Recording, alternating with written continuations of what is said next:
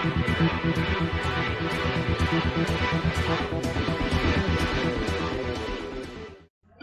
વિદ્યાર્થી મિત્રો, કેમ છો બધા? મજામાં ને? આજના લેક્ચરની અંદર આપણે નવું એક ચેપ્ટર ચાલુ કરવા જઈ રહ્યા છીએ. ચેપ્ટર નંબર 10 એસ વિભાગના તત્વો એટલે કે ધ એસ બ્લોક એલિમેન્ટ્સ. તો એસ બ્લોક એલિમેન્ટ વિશે આપણે અહીંયા ડિટેલમાં જોવાનું છે. એસ વિભાગની અંદર આપણે બે સમૂહ 1 અને સમૂહ 2 એના વિશે માહિતી લેવાની છે. અહીંયા આલ્કલી ધાતુઓ અને આલ્કલાઇન અર્ધ ધાતુઓ છે. ડિટેલમાં આપણે અહીંયા જોવાના છીએ. તો એની અંદર આપણે પ્રસ્તાવનાથી લઈને છેક સુધીની માહિતી જોઈશું.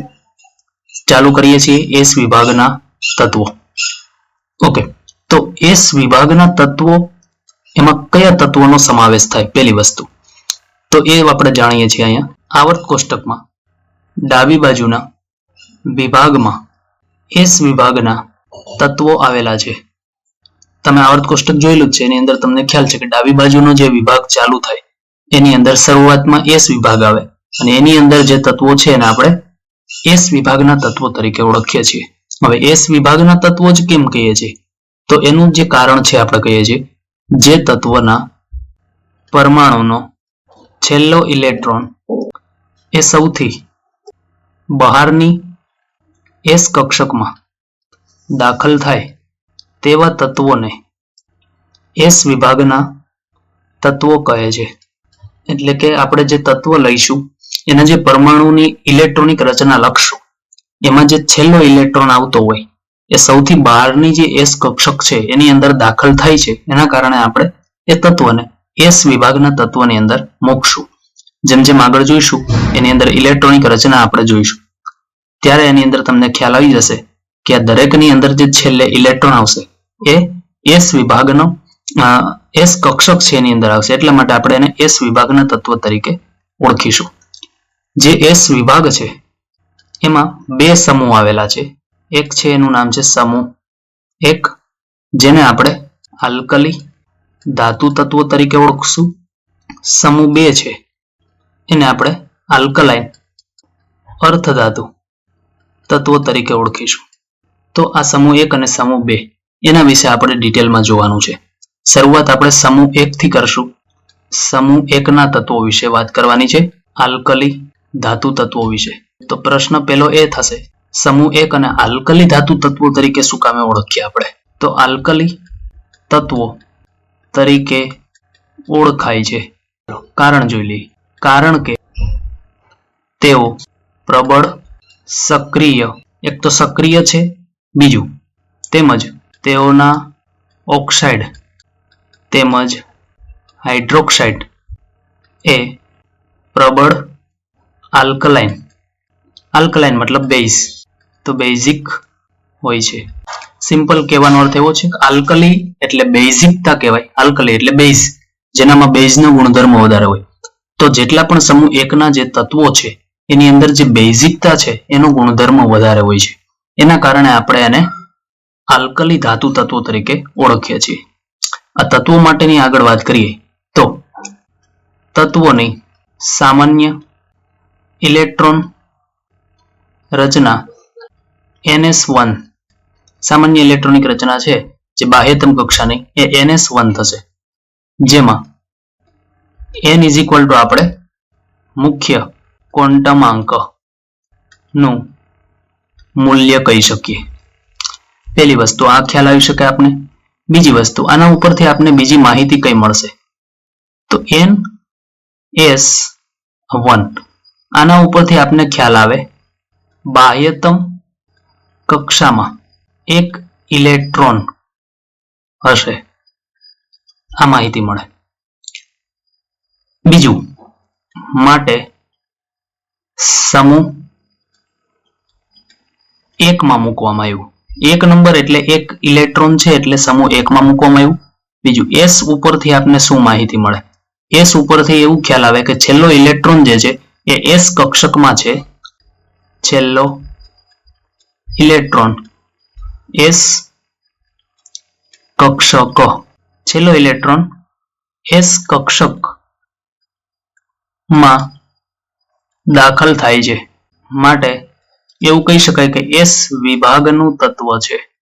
એટલે S વિભાગ થઈ ગયો અને S વિભાગની અંદર સમૂહ પહેલો તો કે 1 ઇલેક્ટ્રોન છે એટલે. ચલો આના ઉપરથી શું માહિતી મળે? તો એન ઉપરથી આપને આવર્તની ખ્યાલ આવશે. આવર્તની સંખ્યા.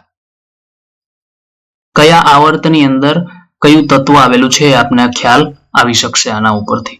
તો આ એની માહિતી છે, એના વિશે આપણે જોયું. હવે આપણે એની ઇલેક્ટ્રોનિક રચના વિશે જોઈએ છીએ. સમૂહ એકના તત્વોની ઇલેક્ટ્રોન રચના. તો સમૂહ એકના તત્વો છે એની ઇલેક્ટ્રોનિક રચના આપણે અહીં જોવાના છીએ. નામ લખશું એનું, સંજ્ઞા લખશું, પરમાણુ ક્રમાંક લખશું અને ઇલેક્ટ્રોન રચના લખશું. તો પેલું આપણે લઈશું જે તત્વ છે એનું નામ છે લિથિયમ. લિથિયમ માટે જે સંજ્ઞા છે Li.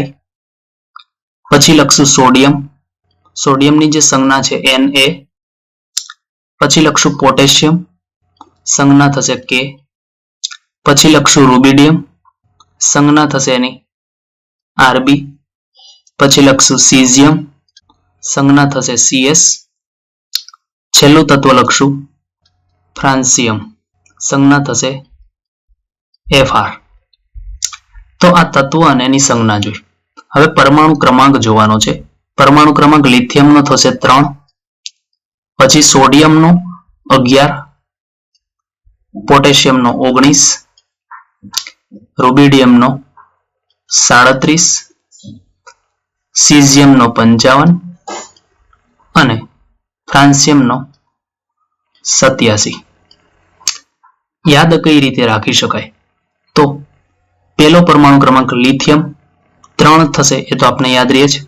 તો લિથિયમની અંદર 3 માં આપણે સિમ્પલ 8 ઉમેરીએ તો કેટલા આવશે? તો કે 8 ને 3 11 થશે. હવે જે 11 આવે છે એ 11 ની અંદર ફરી પાછા આપણે 8 ઉમેરીએ તો કેટલા થઈ જશે? 19 થશે. 19 માં આપણે 18 ઉમેરીએ તો 37 થશે. 37 માં ફરી પાછા 18 ઉમેરીએ તો 55 થશે. 55 માં આપણે 32 ઉમેરીએ તો 87 મળશે. એટલે આપણે ખાલી એટલું યાદ રાખવાનું 8 8 18 18 32. તો સિમ્પલ આપણે ખ્યાલ આવી જાય. ઇલેક્ટ્રોનિક રચના શોર્ટમાં લખશું તો 2 છે, 2 ની આગળ નિષ્ક્રિય વાયુ આવશે હિલિયમ. તો હિલિયમ લખી દઈએ પહેલા તો. પછી આપણી પાસે રહેશે 2s1. પછી હિલિયમ પછી આપણી પાસે અહીંયા આવી જશે નિયોન. 2s પછી આ બીજા નંબરનું આવર્ત થાય. આપણે હમણાં જ કીધું એમ એક ઇલેક્ટ્રોન S વિભાગમાં આવે છે એટલે પહેલા સમૂહમાં આવે છે એટલે એક ઇલેક્ટ્રોન છે એટલે પહેલા સમૂહ S માં આવે છે એટલે સમૂહ વિભાગ 1 જે S વિભાગ છે એની અંદર ઇલેક્ટ્રોન આ તત્વ આવશે અને 2 નંબર છે એટલે 2 આપણે n બરાબર 2 લઈએ છીએ તો આપણે એવું કહી શકીએ કે બીજા આવર્તનું તત્વ છે. અહીંયા આપણે લખશું 3s1 એટલે આ ત્રીજા આવર્તનું તત્વ થશે. હિલિયમ નિયોન પછી આપણે અહીંયા આર્ગોન લખશું.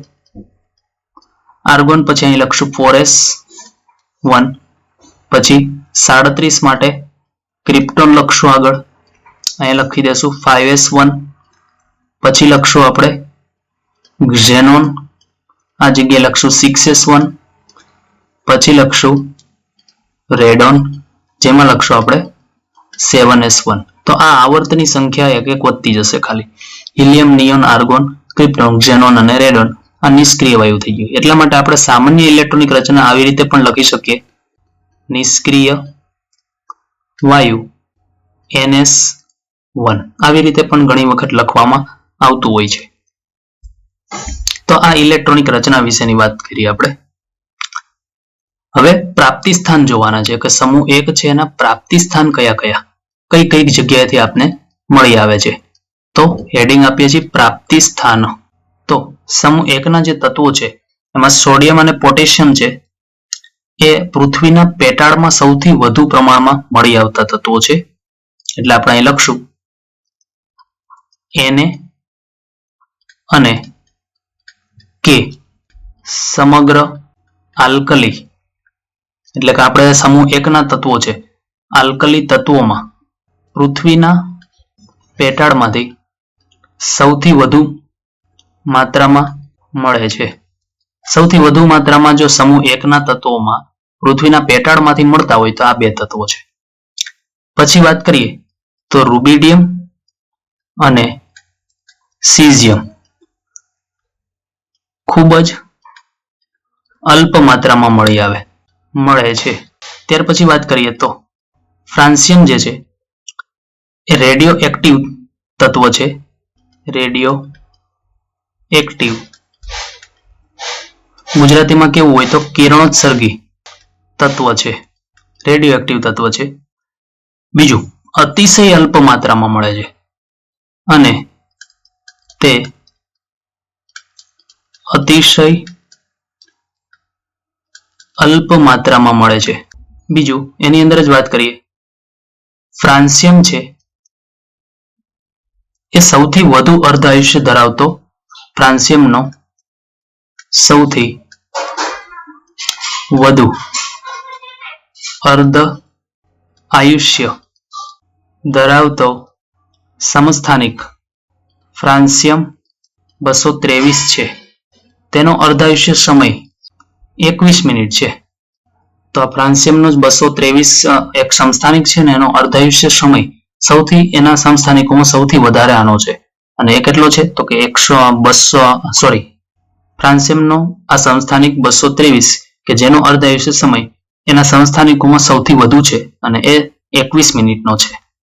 ત્યાર પછી આગળ વાત કરીએ છીએ આ સમૂહના તત્વો અતિ સક્રિય હોવાના કારણે મુક્ત અવસ્થામાં મળતા મતલબ શું કે આ સમૂહના તત્વો છે ને અતિ સક્રિય છે.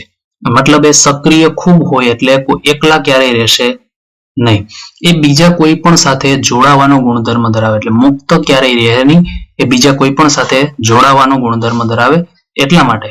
પરંતુ હેલાઇડ અથવા તો ઓક્સાઇડ કે પછી સિલિકેટ કે પછી બોરેટ નાઇટ્રેટ વગેરે રૂપે જોવા મળે છે. એટલે કે હેલાઇડ બનાવી લેશે, ઓક્સાઇડ બનાવી લેશે, સિલિકેટ સ્વરૂપે, બોરેટ સ્વરૂપે, નાઇટ્રેટ સ્વરૂપે અલગ અલગ સંયોજનો બનાવીને સંયોજન સ્વરૂપે રહેવામાં વધારે પસંદ કરશે. કેમ તો કે વધારે સક્રિય છે એટલે એકલા ક્યારેય રહેશે નહીં. હવે સમૂહ 1 ના જે તત્વો છે એના ભૌતિક ગુણધર્મો વિશે માહિતી લઈએ છીએ આપણે અહીંયા. ભૌતિક ગુણધર્મો. તો ભૌતિક ગુણધર્મની અંદર આપણે પહેલા જોવું છે પરમાણુય ત્રિજ્યા અને આયનીય ત્રિજ્યા. પરમાણુય ત્રિજ્યા અને આયનીય ત્રિજ્યા. તો પરમાણુય ત્રિજ્યા અને આયનીય ત્રિજ્યાની અંદર વાત કરીએ તો જે આવર્ત કોષ્ટકના અંદર આપણે ખ્યાલ છે કે ઉપરથી નીચે જઈએ કોઈ પણ સમૂહમાં તો સમૂહમાં ઉપરથી નીચે જઈએ એમ શું થાય તો કે એ તત્વો છે એની અંદર એના પરમાણુ ક્રમાંક વધે એના કારણે ઇલેક્ટ્રોનની સંખ્યા પણ વધે અને ઇલેક્ટ્રોનની સંખ્યા વધે એટલે એનું કદ છે એમાં વધારો જોવા મળતો હોય છે. એટલા માટે આપણે એવું કહી શકીએ કે સમૂહમાં ઉપરથી નીચે તરફ જતા પરમાણુના કદમાં વધારો થાય છે. એટલે ઉપરથી નીચે જેમ જેમ આવે એમ પરમાણુનું કદ વધતું હોય છે અને જો પરમાણુનું કદ વધે તો પરમાણુની ત્રિજ્યા અને આયનીય ત્રિજ્યા પણ વધે. એટલે આવું કહી શકીએ આપણે. માટે પરમાણુય ત્રિજ્યા અને આયનીય ત્રિજ્યા સમૂહમાં ઉપરથી નીચે તરફ જતા વધે છે. સિમ્પલ ઘણી વખત આપણે ક્રમ પણ પૂછાતા હોય તો પરમાણુય ત્રિજ્યાનો જે ક્રમ છે એ આપણે કેવો હોય તો શું કહી શકીએ અથવા તો પરમાણુનું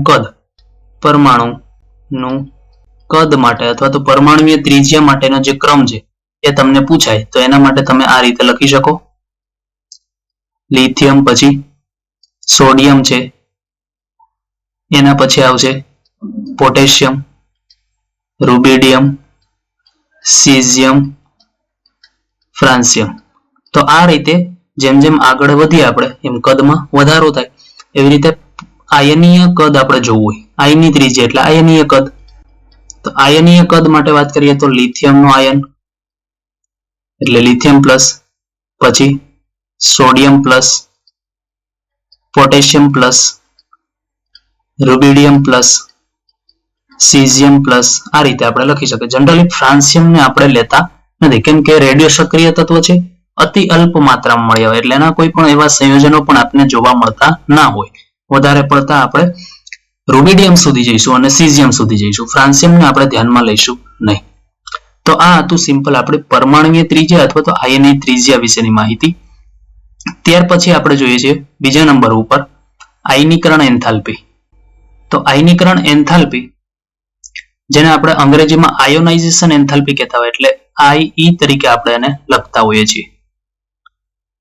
તો આયનીકરણ એન્થાલ્પી વિશે વાત કરીએ તો સમૂહમાં ઉપરથી નીચે તરફ જતા પરમાણુના કદમાં વધારો થાય છે. આ આપણે ખ્યાલ છે. ઉપરથી નીચે આવીએ એમ પરમાણુનું કદ વધે. હવે પરમાણુનું કદ વધે છે તો શું થાય? આથી બાહ્યતમ કક્ષામાં રહેલો જે ઇલેક્ટ્રોન છે, બાહ્યતમ કક્ષામાં રહેલ ઇલેક્ટ્રોન ને દૂર કરવા માટે ઓછી એન્થાલ્પીની જરૂર પડે. કેમ? સમજીએ છીએ. ઉપરથી નીચે આવીએ એમ પરમાણુનું કદ વધે એટલે લિથિયમથી સોડિયમ, સોડિયમથી પોટેશિયમ, આમ જે એમ પરમાણુના કદમાં વધારો થાય છે. હવે એમાંથી આપણે ઇલેક્ટ્રોનને દૂર કરવો છે. તો વાત કરીએ તો લિથિયમ માટે વિચાર કરીએ. આ લિથિયમ છે જેની અંદર વિચાર કરીએ તો ઇલેક્ટ્રોનિક રચના માટે વાત કરીએ તો 2 અને 1. પછી તો કે સોડિયમ 2 પછી 8 1. પોટેશિયમ માટે વિચાર કરીએ તો 2 8 8 1. આ રીતે થશે. તો જેમ જેમ આમ આગળ વધીએ છીએ એમ શું થાય છે?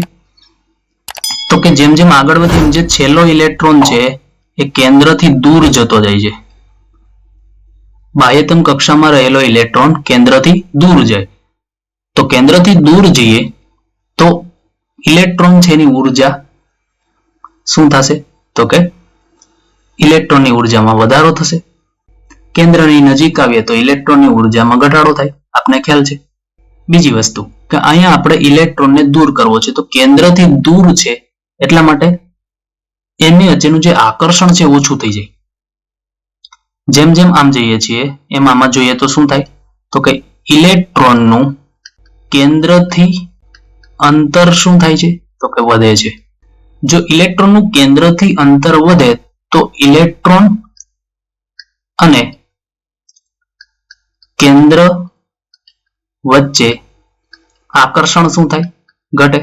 અને આકર્ષણ ઘટે તો એને દૂર કરવા માટે આપવી પડતી એન્થાલ્પી જેને આપણે આયનીકરણ એન્થાલ્પી કહીએ છીએ એ શું થશે? તો કે ઘટે. કારણ કે ઓછી આપવી પડે. આકર્ષણ ઓછું છે તો તોડવા માટે આપવી પડતી ઉર્જા પણ ઓછી. માટે આયનીકરણ એન્થાલ્પી પ્રમાણે જે ક્રમ કહીએ છીએ આપણે એ કેવો થશે? તો કે આયનીકરણ એન્થાલ્પી પ્રમાણે આપણો જે ક્રમ થશે એ લિથિયમમાં સૌથી વધારે જોશે, સોડિયમમાં થોડીક ઓછી, પોટેશિયમમાં ઓછું, એના કરતા રૂબિડિયમમાં ઓછું અને એના કરતા સીઝિયમમાં ઓછું જોશે. તો આ આયનીકરણ એન્થાલ્પીનો ક્રમ આ રીતે લખવાનો થશે. ત્યાર પછી આપણે નંબર 3 ઉપર આવીએ છીએ વિદ્યુત ઋણતા. તો વિદ્યુત ઋણતાની અંદર વાત કરીએ લિથિયમથી સીઝિયમ તરફ જતા પરમાણુ કદ વધે. પરમાણુનું કદ વધે અને વિદ્યુત ઋણતા ઘટે છે.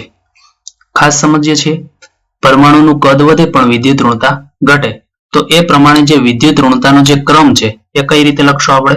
તો કે લિથિયમ છે ઉપરથી નીચે તરફ જઈએ એમ વિદ્યુત ઋણતા ઘટે એટલે લિથિયમની સૌથી વધારે, પછી સોડિયમની આવશે, પછી પોટેશિયમ, રૂબિડિયમ અને સીઝિયમ. આ રીતે આપણે વિદ્યુત ઋણતા છે એનો ક્રમ થશે. 4 નંબર ઉપર વાત કરીએ તો એની અંદર આપણે ઓક્સિડેશન પોટેન્શિયલ વિશે વાત કરવી છે. Oxidation potential.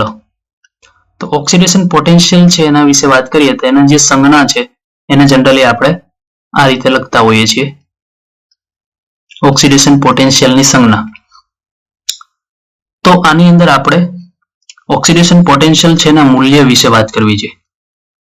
તો આ સમૂહના તત્વો ઇલેક્ટ્રોન આસાનીથી ગુમાવી શકતા હોવાથી ઓક્સિડેશન પોટેન્શિયલના જે મૂલ્યો છે ના મૂલ્યો ઊંચા હોય છે, કારણ કે સરળતાથી ઇલેક્ટ્રોન ગુમાવી શકે. એટલે જેની અંદર ઇલેક્ટ્રોન ગુમાવવાની જે ક્ષમતા હોય એને આપણે જનરલી ઓક્સિડેશન કહીએ છીએ.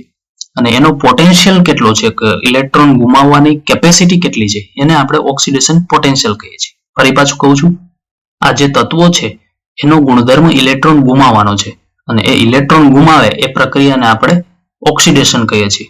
એટલે સરળતાથી જેટલું ગુમાવી શકે એટલી એની કેપેસિટી ઓક્સિડેશન પોટેન્શિયલની વધારે કહેવાય.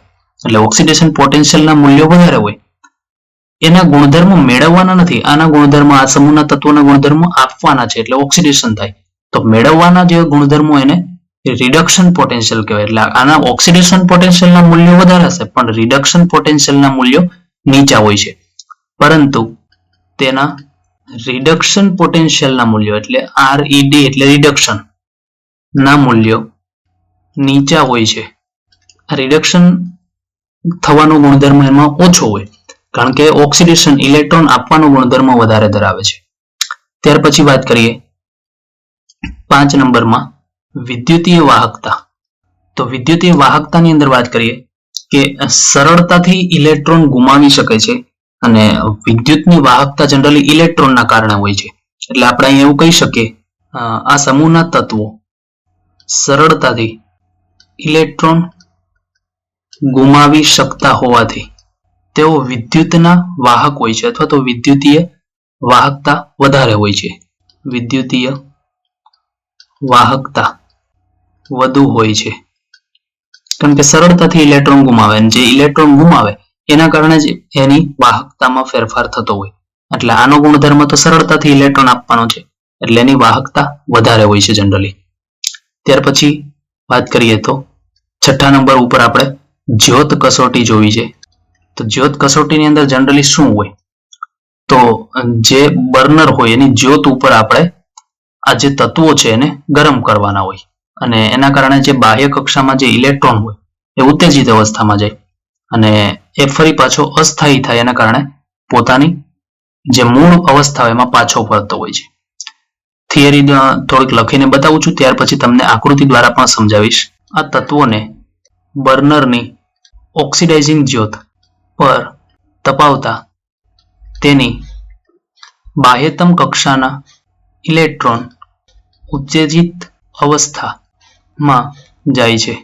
ઉત્તેજિત અવસ્થામાં જાય, જે અવસ્થા તેને માટે અસ્થાયી હોવાથી તે તરત જ પોતે શોષેલી ઉર્જા ચોક્કસ તરંગ લંબાઈ ધરાવતા વિકિરણો મુક્ત કરી પોતાની મૂળ અવસ્થામાં આવે છે, જેને કારણે તે રંગીન જ્યોત દેખાય છે, જેને આપણે જ્યોત કસોટી તરીકે ઓળખીએ છીએ.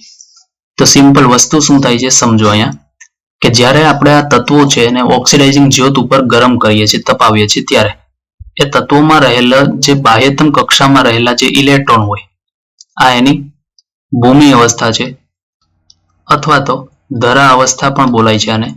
એટલે કે જે જ્યારે ઇલેક્ટ્રોન છે ઉત્તેજિત થયેલો ના હોય.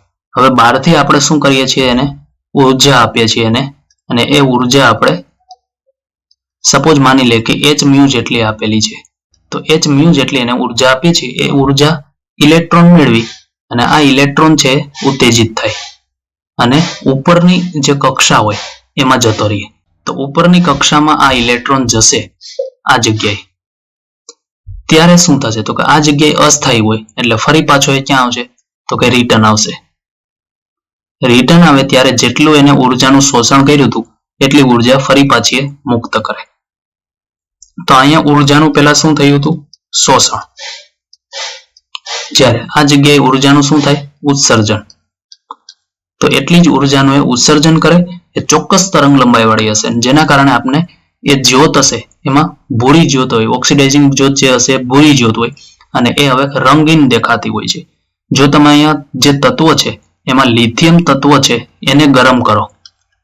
લિથિયમને જો ગરમ કરવામાં આવે તો એનો જે રંગ છે એ તમને ઘેરો લાલ રંગ છે જોવા મળતો હોય. જો સોડિયમને ગરમ કરવામાં આવે તો એની અંદર તમને પીળો રંગ છે જોવા મળતો હોય છે. જનરલી એને ગોલ્ડન યલો ફ્લેમ પણ બોલવામાં આવે છે. ત્યાર પછી જે પોટેશિયમ છે એને ગરમ કરવામાં આવે તો જાંબલી રંગ જોવા મળતો હોય. રૂબિડિયમ છે એને ગરમ કરવામાં આવે તો લાલ જાંબલી રંગ છે જોવા મળતો હોય. અને સીઝિયમ છે એને ગરમ કરવામાં આવે ત્યારે વાદળી રંગ જોવા મળતો હોય. તો આ જ્યોત કસોટી છે જેમાં અલગ અલગ રંગ છે એ જે ઉત્સર્જન થાય છે ઉર્જાનું એની તરંગ લંબાઈ અથવા તો એની જે તીવ્રતા છે એના આધારે તમને આ અલગ અલગ કલરો જ્યોતની અંદર જોવા મળતા હોય છે.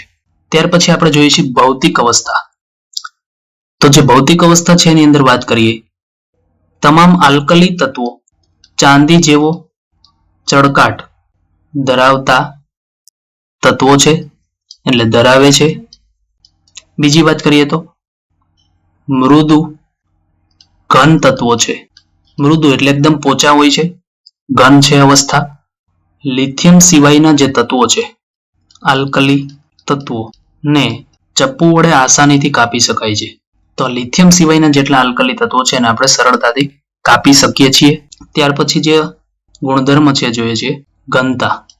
તો આની અંદર વાત કરીએ તો સમૂહ 1 ના તત્વોના કદ આવર્ત કોષ્ટકના બીજા તત્વો કરતા વધુ હોવાથી સામાન્ય રીતે તેની ઘનતા ઓછી હોય છે.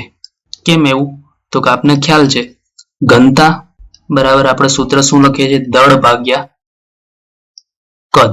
એટલે જનરલી જે આવર્ત કોષ્ટક છે એની અંદર આપણે વાત કરીએ તો અન્ય તત્વો બીજા તત્વો છે એના કરતા સમૂહ 1 ના તત્વો છે એનું કદ વધારે.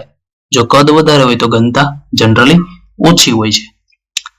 પરંતુ આપણે અહીંયા સમૂહ 1 માટે વાત કરીએ તો એની અંદર કહી શકીએ પરંતુ લિથિયમથી સીઝિયમ તરફ જતા ઘનતા વધે છે. લિથિયમથી સીઝિયમ તરફ જઈએ એમ ઘનતામાં વધારો થાય છે. એનું કારણ શું છે? તો કે લિથિયમથી સીઝિયમ તરફ જઈએ એમ પરમાણુનું કદ વધે પણ એની સાથે સાથે એનું દળ પણ વધે છે. તો અહીંયા એવું કહી શકીએ કારણ કે લિથિયમથી સીઝિયમ તરફ જતા પરમાણુ કદ વધે છે. તેની સાથે સાથે તેનું દળ પણ વધે છે. તેથી ઘનતા વધે છે. એટલે આ વસ્તુ આપણે એમ કીધું અહીંયા કે અન્ય તત્વોની સરખામણી વાત કરીએ તો આનું કદ વધારે છે આ તત્વોનું. એના કારણે કદ વધારે હોય તો ઘનતા ઓછી થવાની છે.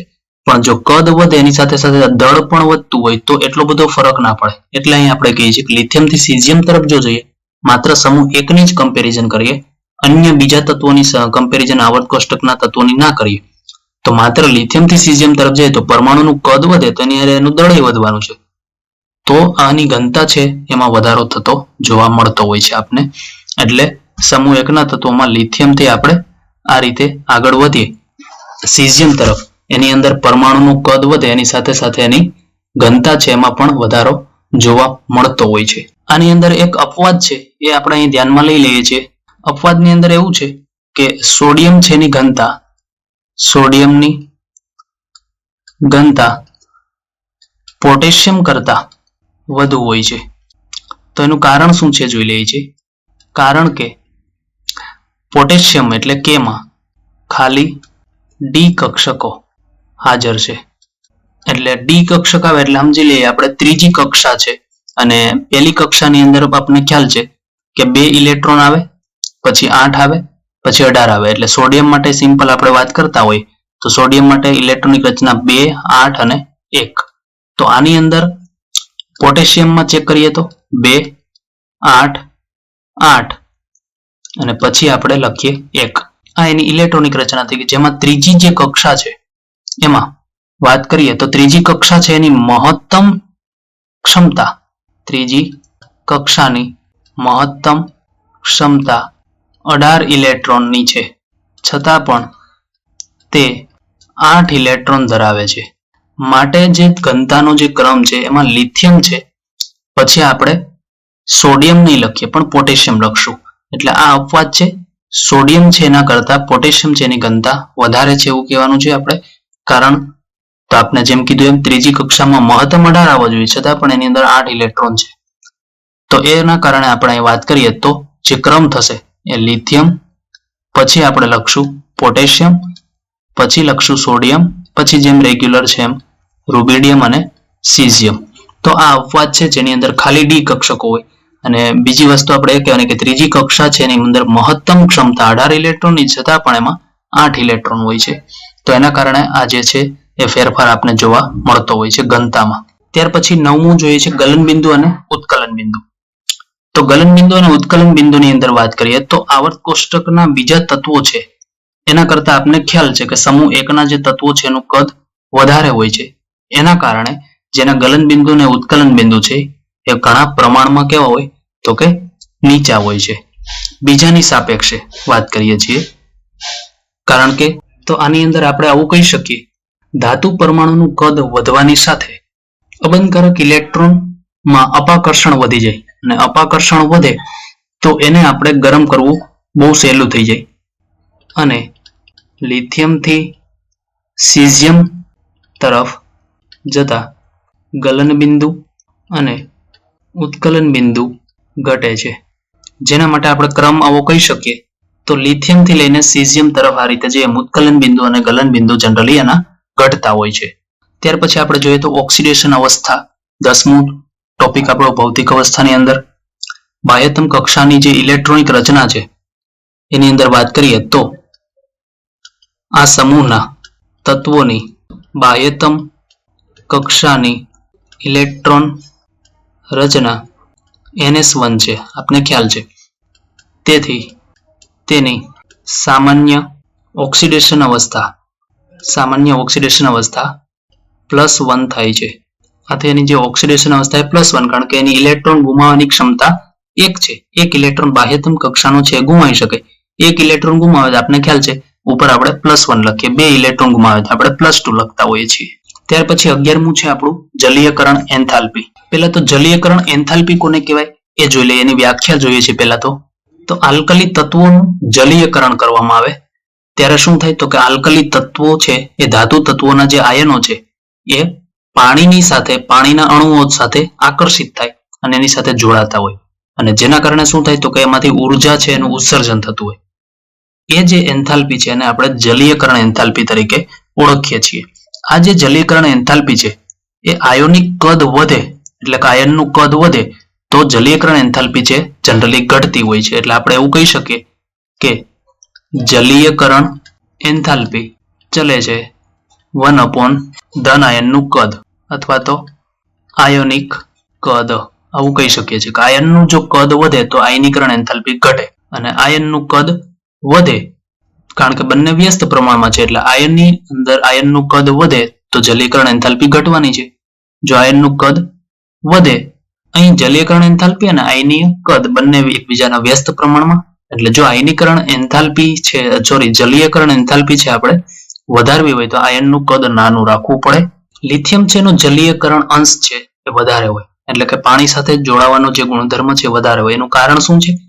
લિથિયમ છે એનું આયની કદ છે એ નાનું હોય. જો આયની કદ નાનું હોય તો જલીયકરણ એન્થાલ્પી એની તમને કેવી મળશે? વધારે મળશે. એટલે એની સાથે પાણીના અણુઓ છે વધારે પડતા જોડાયેલા રહેતા હોય છે. દાખલા તરીકે આપણે એવું કહી શકીએ લિથિયમ ક્લોરાઇડ એની સાથે H2O આ રીતે જોડાયેલું હોય તો આ રીતે સજળ હોય છે. પાણી વાળું એટલે જળયુક્ત હોય એને આપણે સજળ કહીએ છીએ.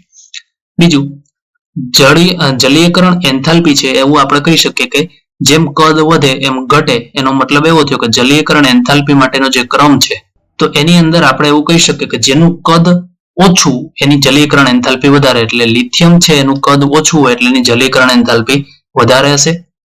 આ રીતે આપણે ક્રમ આ રીતે લખી શકીશું. સૌથી નાનું કદ છે લિથિયમનું એટલે એની જલીયકરણ એન્થાલ્પી વધારે. સૌથી મોટું કદ સીઝિયમનું એટલે જલીયકરણ એન્થાલ્પી એની ઓછી હોય છે.